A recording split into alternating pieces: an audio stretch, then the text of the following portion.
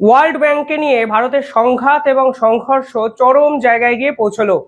অবস্থা এতটাই খারাপ জায়গায় গিয়ে পৌঁছালো যে ওয়ার্ল্ড ব্যাংকের পক্ষ থেকে নিযুক্ত করা নিউট্রাল এক্সপার্ট তাকে ভারতবর্ষ পরিষ্কার বলল, আমরা সিন্ধু জলচুক্তিকে নিয়ে কোনো আলোচনা এই মুহূর্তে চাইছি না, আপনিও ঘরের ছেলে ঘরে ফিরে যান, আমরা আপাতত সিন্ধু জলচুক্তিকে নিয়ে নিজেদের অবস্থানটাই বজায় রাখবো। এই পুরো বিষয়টি কেন এই জায়গায় গেল, আমি খুব সহজ ভাষায় আপনাদেরকে বোঝানোর চেষ্টা করব যে আসলে এই ঘটনার শুরুটা কবে হয়েছিল, বর্তমান অবস্থাটা কি, এবং এই ঘটনার ভবিষ্যৎটা কি। দেখুন, ঘটনা শুরু হয় এক সপ্তাহ আগে, যখন ইরান এবং ইসরায়েলের যুদ্ধ হচ্ছিল, তখন একাধিক জিওপলিটিক্যাল ইস্যু আমাদের আন্তর্জাতিক স্তরে কিন্তু হয়ে যায়, যার খোঁজ খবর কিন্তু আমরা অনেকেই রাখি না। বিলোয়াল ভুট্টো, যিনি পাকিস্তানের নেতা, আপনারা সকলেই জানেন, তিনি আমেরিকায় যান। আমেরিকায় গিয়ে সিন্ধু জলচুক্তিকে নিয়ে ভারতকে হুমকি এবং হুঁশিয়ারি দিয়ে কিছু কথাবার্তা বলেন, এবং তিনি এক্সপেক্ট করেন এই মুহূর্তে সিন্ধু জলচুক্তি যে স্থগিত করেছে ভারত, সেই সিদ্ধান্তের সমালোচনা যেন আমেরিকার পক্ষ থেকে করা হয়। আমেরিকা স্বাভাবিকভাবেই পুরো বিষয়টায় ঢোকেনি, কারণ ভারত প্রথমেই বলেছিল ভারত এবং পাকিস্তানের মধ্যে তৃতীয় পক্ষকে কখনোই ভারতবর্ষ এন্টারটেন করবে না, এবং আমেরিকাকে পরিষ্কার বলে দেওয়া হয়েছিল কাশ্মীর ইস্যুতে অন্তত আমেরিকার কোনো সাজেশন নেওয়ার জায়গায় কিন্তু ভারত এই মুহূর্তে নেই। বিলোয়াল ভুট্টো কি বলেছিলেন এই মুহূর্তে পাকিস্তান যুদ্ধে চলে যাবে যদি এই সিন্ধু জলচুক্তির এই যে সিদ্ধান্ত, সেই সিদ্ধান্ত থেকে ভারতবর্ষ পিছিয়ে না আসে। কোট আনকোট তিনি বলেছিলেন, Pak will go to war, seize all four rivers. অর্থাৎ তিনি এইটাকে বলে হুমকি দেওয়ার চেষ্টা করেছিলেন আমেরিকাতে বসে যে সিন্ধু জলচুক্তিকে কেন্দ্র করে যে 6টি নদী, শাখা নদী, উপনদী আছে, সেগুলোকে পাকিস্তান পার্মানেন্টলি দখল করবে। এমনকি তিনি বলছেন পাকিস্তান যুদ্ধেও চলে যেতে পারে যদি সিন্ধু জলচুক্তি এই পুরো সিদ্ধান্তে, স্থগিত করার সিদ্ধান্ত থেকে ভারতবর্ষ পিছিয়ে নিয়ে না আসে। দেখুন, বিলোয়াল ভুট্টো কোনো আতিপাতি পাড়ার দোকানে বসা কোনো নেতা নয়। পাকিস্তানের যে নেতাদের তালিকা যদি করেন বর্তমান লেভেলের, যদিও ওই লেভেল কোনো নেই পাকিস্তান নেতাদের, তা সত্ত্বেও টপ 3 নেতার মধ্যে অন্যতম এই বিলোয়াল ভুট্টো। তিনি সিন্ধু জলচুক্তিকে নিয়ে ভারতকে ফের হুমকি হুঁশিয়ারি দেন, তাও আবার আমেরিকায় বসে। আমেরিকা স্বাভাবিকভাবে পাকিস্তানের এই দাবিকে সমর্থন করেনি। পরিষ্কার বলে দেওয়া হয়েছে, তোমরা আগে তোমাদের দেশের যে সন্ত্রাসবাদী কার্যকলাপ করছো সেগুলো বন্ধ করো, পরবর্তীকালে আমরা সিন্ধু জলচুক্তি নিয়ে নিঃসন্দেহে মানে মধ্যস্থতাকারী হয়ে কিছু কথা বলার চেষ্টা করব। বিলোয়াল ভুট্টো কেন বললেন, এর জন্য আপনাকে আরো 2 দিন আগে যেতে হবে, যেখানে ভারতের স্বরাষ্ট্রমন্ত্রী অমিত শাহ পরিষ্কারভাবে জানিয়ে দেন আমরা সিন্ধু জলচুক্তির যে স্থগিত করার সিদ্ধান্ত, সেই সিদ্ধান্ত থেকে পিছিয়ে আসবো না। উল্টে তিনি বলেন আমরা 113 কিলোমিটারের নতুন একটি ক্যানেল বানাচ্ছি, এই ক্যানেলের মাধ্যমে আমরা সিন্ধু জলচুক্তির যে জল তা অন্যদিকে ঘুরিয়ে দেব।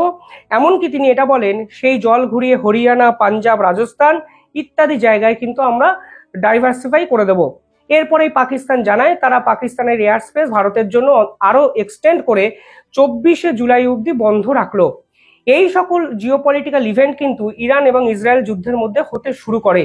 তবে আজকে যে খবর এসছে তাতে পরিষ্কার বলা হয়েছে সিন্ধু জলচুক্তি স্থগিত করার এই সিদ্ধান্তটি পুনর্বিবেচনা করার জন্য ওয়ার্ল্ড ব্যাংকের পক্ষ থেকে একজন নিউট্রাল এক্সপার্টকে ভারত এবং পাকিস্তানের মাঝখানে স্থলাভিষিক্ত করা হয়েছিল।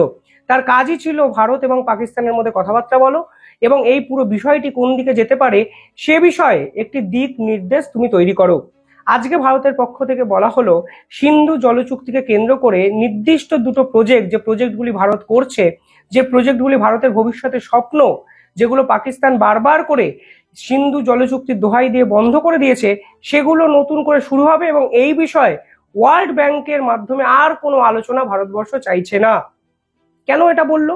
দেখুন, এক্ষেত্রে কিষান গঙ্গা এবং র্যাটেল প্রজেক্ট, এই 2টো প্রজেক্টের কথা কিন্তু সামনে আসছে। কিষান গঙ্গা প্রজেক্ট কিন্তু শুরু হয় 2007 সালে। এটি একটি হাইড্রো পাওয়ার প্রজেক্ট, যেখানে 330 মেগাওয়াট বিদ্যুৎ কিন্তু উৎপন্ন হতে পারে, যা ভারতের সিভিল সোসাইটি ব্যবহারের কাজে লাগবে। দ্বিতীয় প্রজেক্টটির নাম হলো র্যাটেল প্রজেক্ট, যা শুরু হয় 2013 সালে। 2007-এ শুরু হওয়া এই যে পার্টিকুলার কিষান গঙ্গা প্রজেক্টটি, তা কিন্তু 2010-এ বন্ধ হয়ে যায়, কারণ পাকিস্তান ওই সময় অবজেকশন জানায়। তারা ওয়ার্ল্ড ব্যাংকের কাছে চলে যায় এবং বলে, দেখুন এই পাওয়ার প্রজেক্ট করে ভারতবর্ষ জল আটকে রাখবে এবং আমরা সিন্ধু জল চুক্তি অনুযায়ী রেজাল্ট পাবো না। ওয়ার্ল্ড ব্যাংক এই পুরো বিষয়টায় কিন্তু মাঝখানে এন্ট্রি মারে। র্যাটেল প্রজেক্টকে নিয়েও একই জিনিস কিন্তু হয়েছিল। 2013 সালে এই পুরো প্রজেক্টটি শিলান্যাস করা হলেও কোনো না কোনোভাবে এই প্রজেক্ট কিন্তু বাস্তবে রূপান্তরিত হয়নি। ওয়ার্ল্ড ব্যাংক পুরো বিষয়টায় ঢুকে যায়, কারণ আপনারা জানেন সিন্ধু জল চুক্তি যখন হয়েছিল ওয়ার্ল্ড ব্যাংক মধ্যস্থতাকারী হিসাবে অত্যন্ত গুরুত্বপূর্ণ ভূমিকা নিয়েছিল। ওয়ার্ল্ড ব্যাংক কিভাবে কাজ করে আমি একটু আপনাদেরকে সহজ ভাষায় বলে দিই। দেখুন, ওয়ার্ল্ড ব্যাংকের 4 থেকে 5টি পদ্ধতি আছে। কোনো ইন্টারন্যাশনাল ডিসপুট যদি হয় তাহলে ওয়ার্ল্ড ব্যাংক সকলের আগে পার্মানেন্ট ইন্ডাস কমিশনে এই পুরো বিষয়টি পাঠায়। পার্মানেন্ট ইন্ডাস কমিশন যদি সলিউশন বার করতে না পারে তাহলে ওয়ার্ল্ড ব্যাংক মিডিয়েশন করে। মিডিয়েশনেও যদি সমস্যার সমাধান না হয় তাহলে একটি তারা নিউট্রাল এক্সপার্টকে ডিপ্লয় করে। এইখানেও যদি সমস্যার সমাধান না হয় তাহলে পুরো বিষয়টি চলে যায় কোর্ট অফ আরবিট্রেশনে। কোর্ট অফ আরবিট্রেশনের 7 সদস্যের একটি কমিটি আছে, সেখানে বিচারপতিরা আছেন, প্রাক্তন বিচারপতি, আইনজীবী, বিভিন্ন ধরনের মানুষদের নিয়ে 7 সদস্যের একটি কমিটি তৈরি হয়েছে, যেই কমিটি ইন্টারন্যাশনাল এই সকল ডিসপুটগুলো সলিউশন খোঁজার চেষ্টা করেন। এবার সিন্ধু জলচুক্তিকে কেন্দ্র করে ভারত ও পাকিস্তানের মধ্যে যে ডিসপুট বর্তমানে হয়েছে তা কিন্তু আটকে থাকে দ্বিতীয় ধাপে, অর্থাৎ নিউট্রাল এক্সপার্টে। ওয়ার্ল্ড ব্যাংক মিডিয়েশন করে সলিউশন খোঁজা যায়নি, কোনো কমিশন এটা সলিউশন কিন্তু বার করতে পারেনি। ফলে ওয়ার্ল্ড ব্যাংক এখানে সলিউশন খোঁজার জন্য একজন নিউট্রাল এক্সপার্ট পাঠান, যার নাম মাইকেল লিনো। এই মাইকেল লিনো হলেন এই মুহূর্তে ফ্রেঞ্চের একজন ড্যাম ইঞ্জিনিয়ার, অর্থাৎ বাঁধ তৈরি করতে বিভিন্ন ইঞ্জিনিয়ারিং যে মেকানিজমগুলো আছে তিনি এগুলো তদারকি করেন। এবং মাইকেল লিনো বর্তমানে president of the international commission on large dams, অর্থাৎ হাই প্রোফাইল একজন ব্যক্তিত্ব, যিনি ভারত এবং পাকিস্তানের মধ্যে নিউট্রাল এক্সপার্ট হয়ে আসেন। এবং নিউট্রাল এক্সপার্ট হয়ে এসে তিনি দুপক্ষের মধ্যে কথাবার্তা বলে এই পুরো বিষয়টিকে সলিউশন করার জায়গায় চলে যায়। আর ভারতবর্ষ এখন এনার এই মিডিয়েশনে এতটাই বিরক্ত এবং ক্ষুব্ধ যে ভারত এখন চাইছে ইনি যেন অবিলম্বে মিডিয়েশন বন্ধ করেন এবং তিনি যেন দেশে ফিরে যান। আমাদের এই বিষয়ে কোনো আলোচনা প্রয়োজন নেই। এই লিনোকে অ্যাপয়েন্ট করা হয়েছিল 6 অক্টোবর 2022। ওয়ার্ল্ড ব্যাংকের একটি আর্টিকেল আছে, আর্টিকেল 9 অ্যানেক্সার এফ। এই অ্যানেক্সার এফ এর আন্ডারে যে ডিসপুট রেজলিউশন আছে সেই রেজলিউশন অনুযায়ী কিন্তু পুরো আলোচনাটা চলছিল। কিন্তু বাস্তবে আমরা কি দেখলাম? বাস্তবে দেখলাম এই যে নিউট্রাল এক্সপার্ট আছেন তিনি ভারতের হয়ে সে অর্থে কোনো ভূমিকা নিলেন না, অর্থাৎ তিনি নিউট্রাল থাকলেন না। এখানে ভারত অভিযোগ করেছে যে প্রথমত এই পুরো ডিসপুটগুলো তা পাকিস্তানের পক্ষে চলে যায়। ওয়ার্ল্ড ব্যাংকের যে রুল অফ ল সেই অনুযায়ী নাকি পুরো পাকিস্তানকে অ্যাডভান্টেজ দেওয়া হয় প্রথমে, এবং পরবর্তীকালে এখানে ভারতের পক্ষ থেকে দাবি করা হয় যদি এই কিষানগঙ্গা প্রজেক্ট বা র্যাটেল প্রজেক্টে কোনো টেকনিক্যাল ডিজাইনে ফল্ট থাকে তাহলে এই পুরো বিষয়টি নিউট্রাল এক্সপার্টই তো সামলাবে। কিন্তু পাকিস্তান চায় এই পুরো বিষয়টি যেন নিউট্রাল এক্সপার্ট না সামলায়, কোর্ট অফ আরবিট্রেশনে তারা টেনে নিয়ে যেতে চায় ভারতকে, কারণ ইচ্ছাকৃতভাবে এই পুরো প্রজেক্টটিকে আটকে দেওয়ার জন্য তারা টাইমটাকে কিল করতে চেয়েছিল। কোর্ট অফ আরবিট্রেশনে যাওয়া মানে অনেকটা সময় লেগে যাওয়া, দীর্ঘমেয়াদী একটা সময় লেগে যাওয়া। ভারত বারবার দাবি করে এই যে নিউট্রাল এক্সপার্ট আছে তিনি বলেছিলেন এই পুরো প্রক্রিয়াটায় কিছু প্রসিডিউরাল ল্যাপস আছে, আমরা সেটা সলিউশন করতে পারি। কিন্তু ভারতবর্ষ প্রথম থেকে ফিল করে এই নিউট্রাল এক্সপার্ট হয়তো পাকিস্তানের হয়ে কিছু এমন সিদ্ধান্ত নিচ্ছে যে এই পুরো প্রসেসটি দীর্ঘমেয়াদী হতে পারে, আর পাকিস্তান ঠিক সেটাই চায়। পুরোটা কোর্ট অফ আরবিট্রেশনে নিয়ে গিয়ে তারা এই প্রসেসটা এতটাই দীর্ঘায়িত করতে চাইছে যে ভারতবর্ষের এই দুটো প্রজেক্ট যেন বন্ধ হয়ে যায়, যা তারা 2010-এ করেছিল, 2013-তে করেছিল। আর এখানেই ভারত পরিষ্কার জানিয়ে দেয় কোনো নিউট্রাল এক্সপার্ট লাগবে না, আমাদের দেশ, আমরা সিদ্ধান্ত নিয়েছি, আমরা প্রজেক্ট করব এবং আমরা আরো নতুন প্রজেক্ট ঘোষণা করে দিয়েছি, নিউট্রাল এক্সপার্ট তো লাগবেই না, ওয়ার্ল্ড ব্যাংকেও এই মুহূর্তে মধ্যস্থতাকারী হিসাবে ঢুকতে হবে না।